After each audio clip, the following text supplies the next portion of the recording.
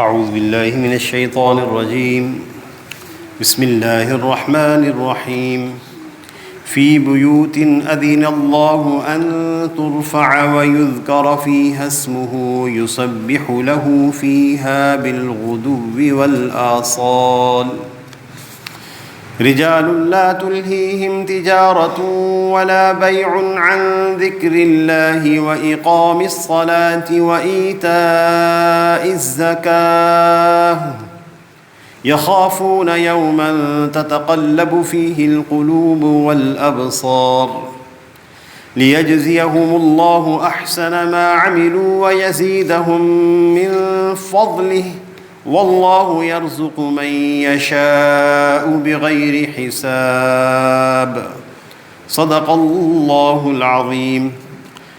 اللہ رب العزت نے سورہ نور کی آیت نمبر 36 سے لے کے آیت نمبر 38 تک کی تلاوت کی توفیق عطا فرمائی۔ اس سے قبل اللہ رب العزت نے ایمان والوں کی مثال بیان فرمائی تھی کہ وہ ایمان والے جن کو نور ہدایت عطا کیا جاتا ہے ان کی مثال اس طرح ہے کہ جیسے ایک طاقچے میں ایک چراغ ہو اور پھر وہ چراغ کسی چمکدار شیشے میں ہو اور پھر اس میں تیل جو ڈالا جائے وہ انتہائی صاف اور شفاف ہو، یعنی زیتون کا تیل۔ تو وہ تیل ایسا ہوتا ہے کہ جو آگ لگنے سے پہلے بھی چمکنے کے لیے تیار ہوتا ہے، لیکن اگر اس کو آگ چھو جائے تو بہت تیزی سے بھڑک اٹھتا ہے۔ یہ مؤمن کی ایک مثال تھی جس کے قلب میں نور ہدایت ہو اور پھر اس کو موقع ملے عمل کرنے کا اور اس کے پاس علم ہدایت آئے تو بہت تیزی سے عمل کرتا ہے۔ یہ جن لوگوں کو اللہ تعالیٰ نور ہدایت عطا فرماتے ہیں ان لوگوں کی حالت کیا ہوتی ہے، ان لوگوں کی علامت کیا ہوتی ہے، اس حالت کو یا اس علامت کو بیان کیا گیا ہے ان آیات میں۔ فی بیوت اذن اللہ ان ترفع ویذکر فیہا اسمہ، وہ گھر جن گھروں میں اللہ تعالیٰ نے حکم دیا ہے کہ اللہ کے وہ گھر بنائے جائیں، تعمیر کیے جائیں، بلند کیے جائیں اور ان میں اللہ کا ذکر کیا جائے، ان گھروں میں یسبح لہ فیہا بالغدو والآصال، وہ صبح و شام اللہ کی تسبیح کرتے ہیں۔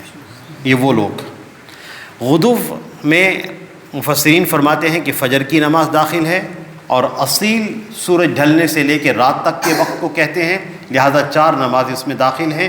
وہ صبح و شام اس میں 5 نمازیں ادا کرتے ہیں جن کو اللہ تعالیٰ نے نور ہدایت عطا کیا ہے۔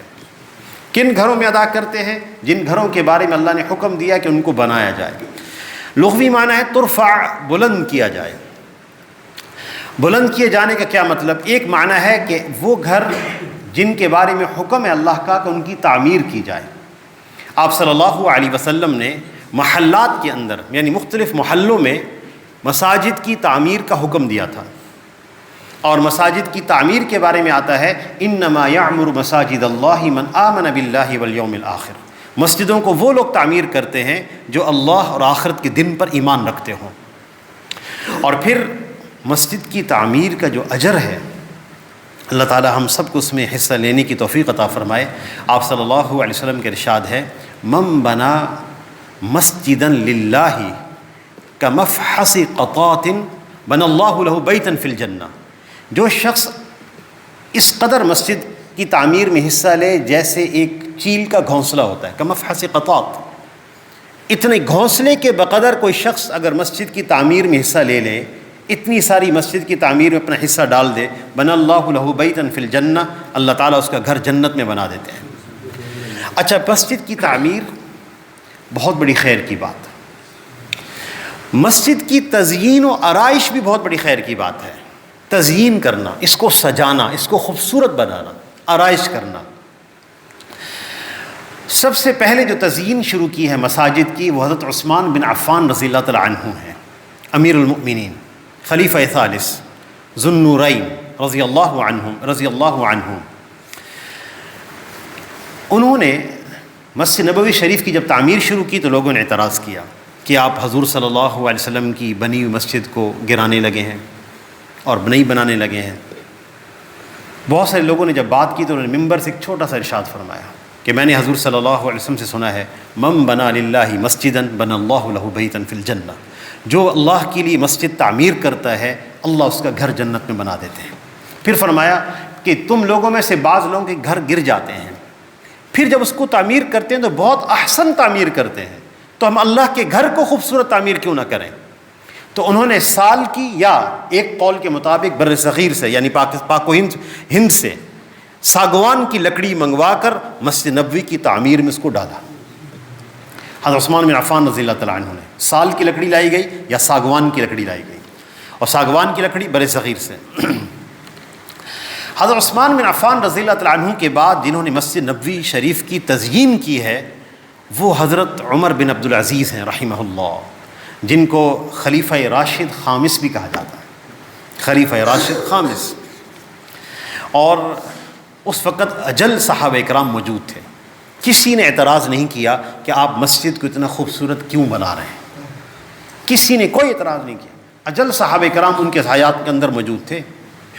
تو بہت تزئین فرمائی گئی مسجد کی، بہت تزئین انہوں نے کی اور خوبصورت بنایا مسجد نبوی شریف کو۔ ان ترفع میں مسجد کی تزئین بھی داخل ہے، اور پھر مسجد کی ان ترفع کے اندر مسجد کو پاک صاف رکھنا بھی داخل ہے، مسجد کی نظافت بھی داخل ہے، مسجد کو شر و غل سے پاک رکھنا بھی اس میں داخل ہے۔ اس میں تمام آداب ملحوظ ہیں اس چھوٹے سے جملے کے اندر۔ جب مسجد میں داخل ہوں تو بسم اللہ والصلاۃ والسلام علی رسول اللہ پڑھتے ہوئے اللہم افتح لی ابواب رحمتک ہم کہیں، اور جب مسجد سے نکلنے لگیں تو اللہم انی اسألک من فضلک ورحمتک۔ یہ دو دعائیں ایسی ہیں جس کو اللہ پاک مانگنے کی توفیق عطا فرما دے۔ یہ مسجد میں داخل ہو کر بھی اللہ کی رحمت میں ہوتا ہے اور مسجد سے نکل کر بھی اللہ کی رحمت ہی میں ہوتا ہے۔ مسجد میں خرید و فروخت بھی منع ہے، اور مسجد میں بیہودہ گوئی بھی منع ہے، اونچی آواز سے شور کرنا بھی منع ہے، یہ اللہ کے گھر ہیں۔ فی بیوت اذن اللہ ان ترفع، یہ اللہ کے وہ گھر ہیں جس میں اللہ تعالیٰ نے حکم دیا ہے کہ ان کی عظمت کو بلند کیا جائے، ان کی تعظیم کی جائے۔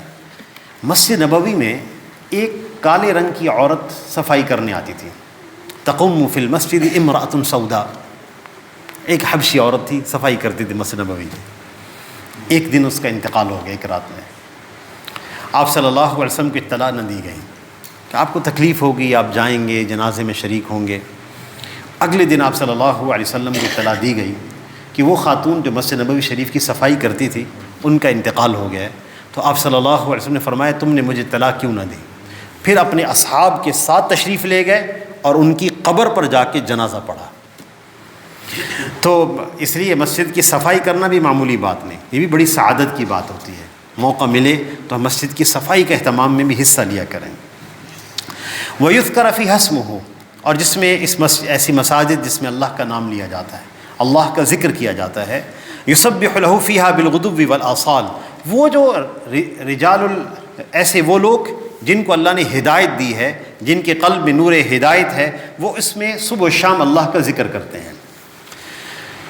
رجال، وہ ایسے لوگ ہیں لا تلہیہم تجارت ولا بیع عن ذکر اللہ، وہ کون لوگ ہیں جن کے قلب میں نور ہدایت ہے؟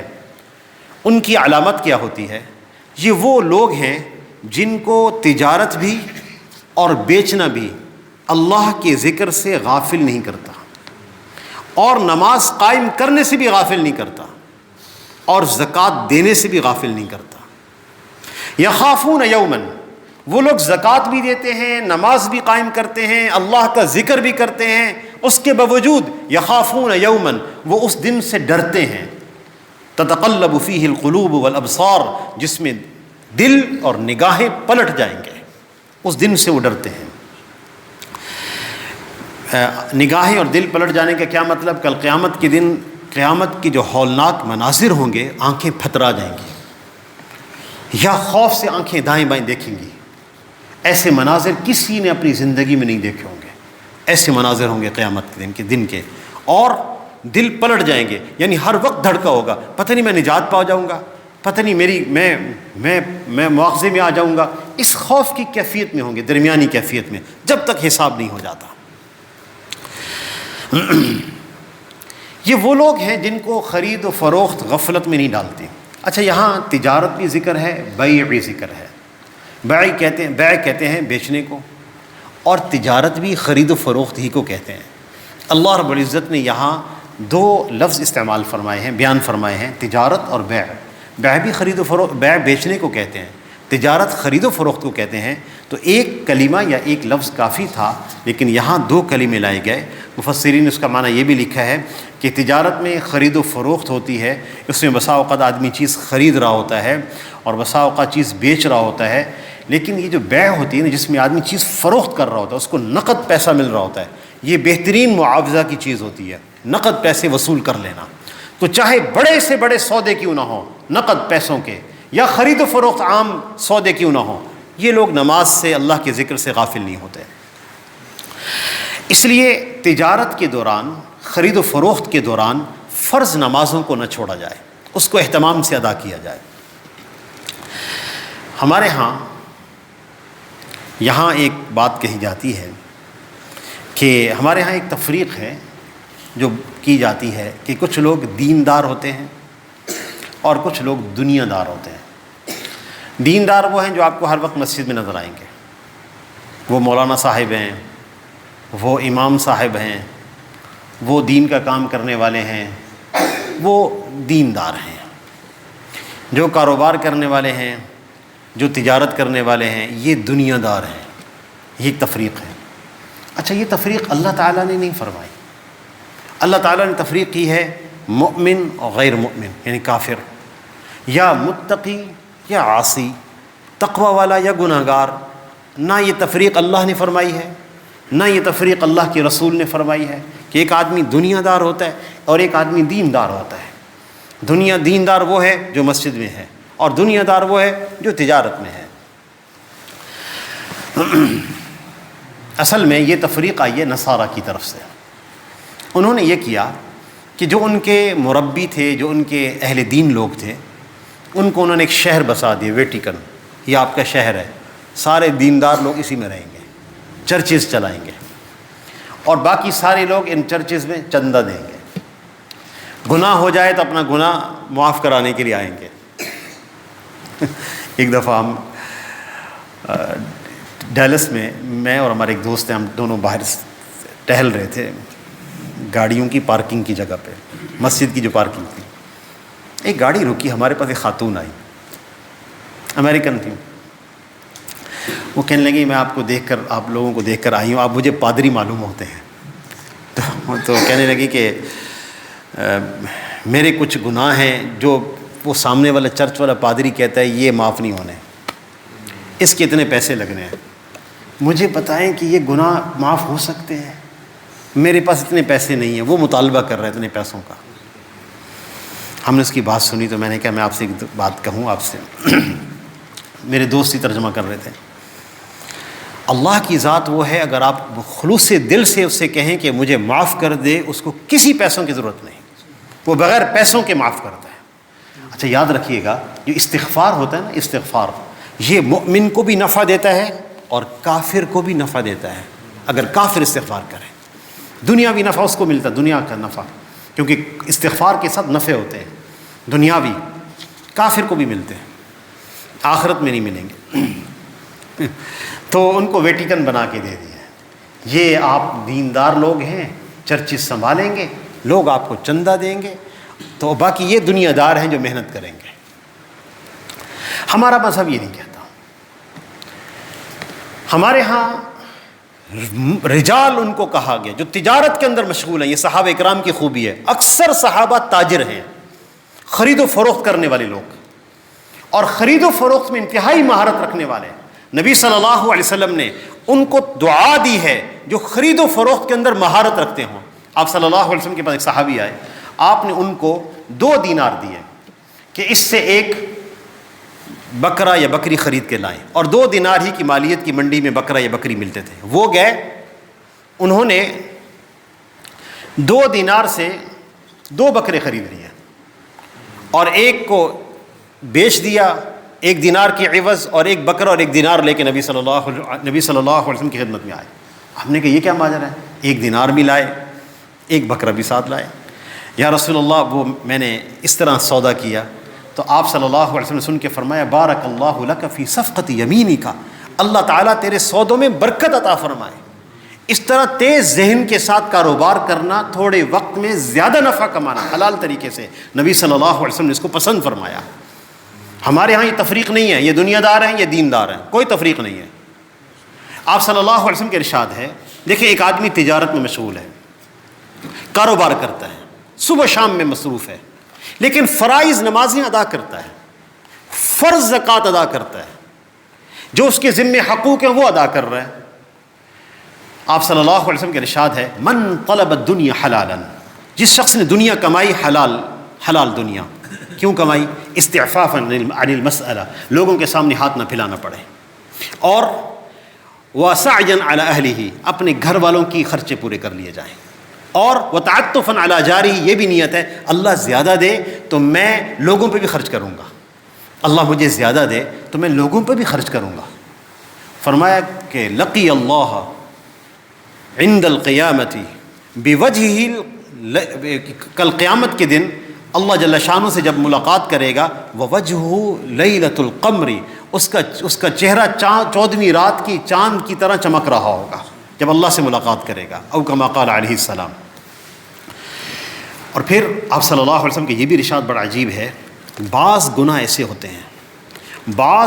ایسے ہوتے ہیں جن کا کفارہ ہم المعیشت ہوتا ہے، یعنی آدمی جو کاروبار میں تھکتا ہے نا، پریشان ہوتا ہے، بزنس میں پریشان ہوتا ہے، یہ پریشانی بعض گناہوں کے لیے کفارہ ہوتی ہے۔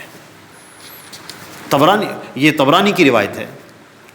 اور پھر ایک آدمی اپنے بزنس میں، اپنے کاروبار میں تھکا ہے اور رات کو بستر پہ لیٹا ہے، من بات کالن مغفور اللہ، جو آدمی دن میں بزنس میں کاروبار میں تھک کر جب اپنے بستر پر لیٹتا ہے اس کی مغفرت کر دی جاتی ہے۔ لہٰذا وہ تاجر، وہ خرید و فروخت کرنے والا جس میں کھوٹ نہیں ہے، جس میں دھوکہ نہیں ہے، وہ رزق حلال کمانے والا ہے، یہ دنیا دار نہیں ہے۔ یہ تفریق نہیں کرنی ہوگی ہمیں، ایک دنیا دار ہوتے ہیں، ایک دین دار ہوتے ہیں۔ ایک آدمی کو اللہ تعالیٰ نے مالی وسعت دی ہے، فراخی دی ہے، بہت زیادہ دی ہے، وہ اعلیٰ گاڑی رکھنا چاہتا ہے۔ آپ صلی اللہ علیہ وسلم کے ارشاد ہے ان اللہ یحب، اللہ تعالیٰ اس بات کو پسند کرتے ہیں کہ جس کو نعمت دی ہو اس کا اثر اس نعمت کا ظاہر ہونا چاہیے۔ وہ اعلیٰ گاڑی میں پھر رہے، اللہ کی رحمت اس پہ نازل ہو رہی ہے، اور ہم کہہ رہے ہیں فضول خرچ ہے، مسرف ہے۔ اللہ نے اس کو زیادہ مال دیا ہے، وہ مسرف نہیں ہے، وہ اپنی نعمت کو استعمال کر رہا ہے، الحمدللہ حلال کما کے استعمال کر رہا ہے، اللہ تعالیٰ کا محبوب ہے، وہ اپنی قیمتی گاڑی میں اللہ کا محبوب ہے، اچھے گھر بنا کر اللہ کے ہاں محبوب ہے۔ لہٰذا دنیا دار اور دین دار کی ہمارے ہاں تفریق نہیں ہے۔ لیجزیہم اللہ احسن ما عملوا، یہ جو لوگ ہیں جن کو تجارت اور خرید و فروخت غفلت میں نہیں ڈالتا، مفتی تقی عثمانی صاحب نے ایک عجیب بات لکھی، اللہ اکبر۔ فرمایا ایک آدمی وہ ہے جو ریٹائرڈ ہے، انہوں نے ایک مثال دی، اور پھر وہ اس کے بیٹے بیرون ملک میں ہیں، وہاں کمائی کرتے ہیں، اچھا کماتے ہیں، اپنے گھر بھیجتے ہیں، والد صاحب بڑی راحت میں ہیں، صبح کی نماز فجر اطمینان کے ساتھ مسجد میں، اشراق بھی مسجد میں، پھر گھر جا کے تھوڑی دیر آرام کرنا، پھر ناشتہ، اور پھر ظہر کے قریب نہانا دھونا، پھر اطمینان سے مسجد میں آنا، نماز پڑھنا، نوافل سنن میں مشغول رہنا، پھر اس کے بعد عصر مغرب۔ اور ایک وہ ہے جس نے چوک میں ریڑھی لگائی ہوئی ہے، جس کے گھر کے سارے خرچے اسی ریڑھی سے پورے ہونے ہیں، اور اس کی ایک دوائی بھی اسی ریڑھی سے آنی ہے، پھل کی ریڑھی لگائی ہوئی۔ نماز کا وقت ہوتا ہے، وہ کپڑا ڈالتا ہے اور بھاگتا ہے مسجد کی طرف، جب کھڑا ہوتا ہے اس کو 100 قسم کے اندیشے ہیں، 100 قسم کے، نماز کے اندر تفکرات، پتہ نہیں پیچھے ریڑھی کا کیا بنے گا، پتہ نہیں کوئی گاہک آیا ہوگا اور میں نہیں تھا، میری بکری نہیں ہوئی، اوروں کی ہو گئی ہوگی، کتنے تفکرات اس کے دماغ میں چل رہے ہیں۔ بڑی مشکل سے بیچارہ 4 رکعت ظہر ادا کرتا ہے اور بھاگتا ہے۔ فرمانے لگے کہ یہ جو ریڑھی والی کی نماز ہے اس بزرگوں کے خشوع خضوع کی نماز سے کہیں زیادہ بہتر ہے، جس میں تفکرات اور خیالات ہیں، اس کی قربانی زیادہ ہے۔ اچھا، مفسرین نے اس کا معنی ایک اور بھی لکھا ہے کہ یہ جو جن کو تجارت و خرید و فروخت غفلت میں نہیں ڈالتی، فرمایا صحابہ کرام میں بہت سارے لوگ ایسے تھے کہ جب کوئی چیز، خاص طور پہ ہاتھ سے محنت کرنے والے لوگ ایسے تھے، ہاتھ سے محنت کر رہے ہوتے تھے کہ نماز کے لیے اذان ہو جاتی تو وہیں چھوڑ دیتے۔ عبداللہ ابن مبارک رحمۃ اللہ علیہ کا قصہ بھی معروف ہے کہ ایک حداد لوہار ان کے گھر کے سامنے رہتا تھا، تو عبداللہ ابن مبارک رحمۃ اللہ علیہ کا جب انتقال ہوا تو کسی شاگرد نے ان کو خواب میں دیکھا، بہت بڑے محدث ہیں، امام بخاری رحمۃ اللہ علیہ کے استاد ہیں، کسی نے ان کو خواب میں دیکھا کہ اپنے شیخ کو بڑے اچھے حال میں، انہوں نے ان سے حال پوچھا تو فرمانے لگے اللہ نے فضل فرما دیا، لیکن تعجب ہے میرے گھر کے سامنے رہنے والے حداد اور لوہار پر، اس نے بڑے مرتبے حاصل کیے ہیں۔ وہ شاگرد جو ہے وہ صبح صبح ان کے گھر پہنچ گیا، ان کا بھی انتقال ہو چکا تھا لوہار کا بھی۔ ان کے گھر والوں سے انہوں نے پوچھا کہ ان کے کیا اعمال تھے، کہنے لگے ہم غریب لوگ ہیں، ہمارے کیا اعمال ہیں۔ دو عمل میرے میاں کے خاص تھے، ایک یہ ہے کہ جب میرے میاں رات سونے کے لیے لیٹتے تھے تو ہمارے سامنے والا گھر عبداللہ ابن مبارک تھا رحمۃ اللہ علیہ، وہ رات کو تہجد کے لیے چھت پہ کھڑے ہو جاتے تھے، ساری رات قیام اللیل کرتے تھے۔